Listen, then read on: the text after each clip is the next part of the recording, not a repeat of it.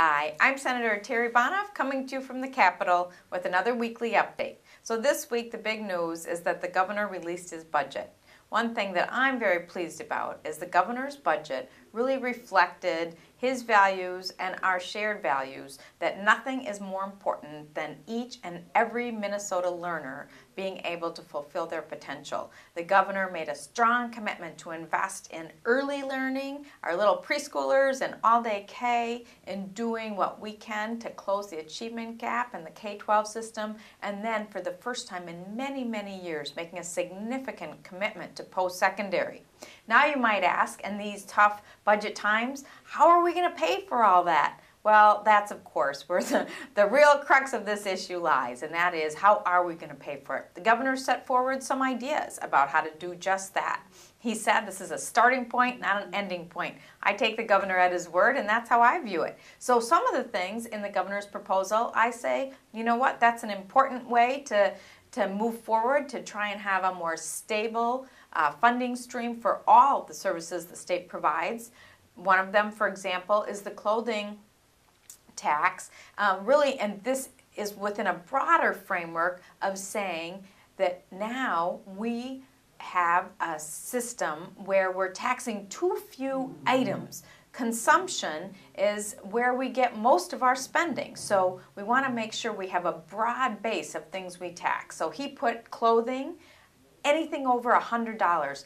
I like that because if you're a low-income person and you cannot afford that, just that little bit of extra, then saying you can, anything over $100 makes sense because you can find almost anything under $100. In addition, the sales tax rate was reduced, and so everything that you buy, you'd now pay a little bit less. That, I think, is a good thing. Another thing is consumer services were added. So for example, if you go get your hair cut, or you have a cleaning service or lawn mowing service, whatever it is, that's now part of the whole overall revenue stream of taxable things. Yet the governor also included, to my surprise, business-to-business services. So for example, law firms, accounting firms, advertising firms, public relation firms. That's a tax I personally don't support.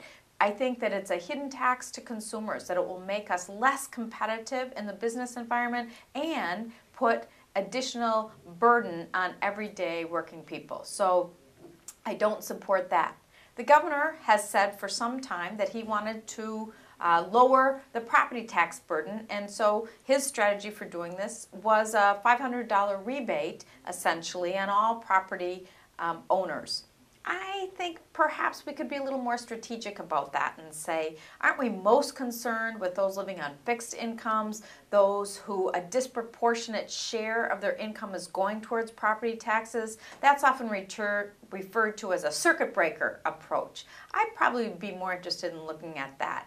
And then finally, the governor has been very clear that he was going to do a fourth tier increase. I've never been for that, and I continue to not be for that. I am committed to a conversation around the state of a we. This is not us versus them, one group versus another. We have a shared stake and a shared responsibility to make sure Minnesota is the state that leads the nation. And so I think any kind of a change with regard to income should fall somewhat on a much broader group, whether it be, protecting at the very low end, but nonetheless, I don't support just choosing the fourth tier. I don't think it makes good sense for us to be an outlier with regard to other states. But again, I do appreciate the governor putting forward this bold proposal. I welcome conversations from you, hearing where you stand on it, and I do, in fact, trust Governor at his word that it was a first step and not a last step. So thanks very much for tuning in, and I look forward to future discussions.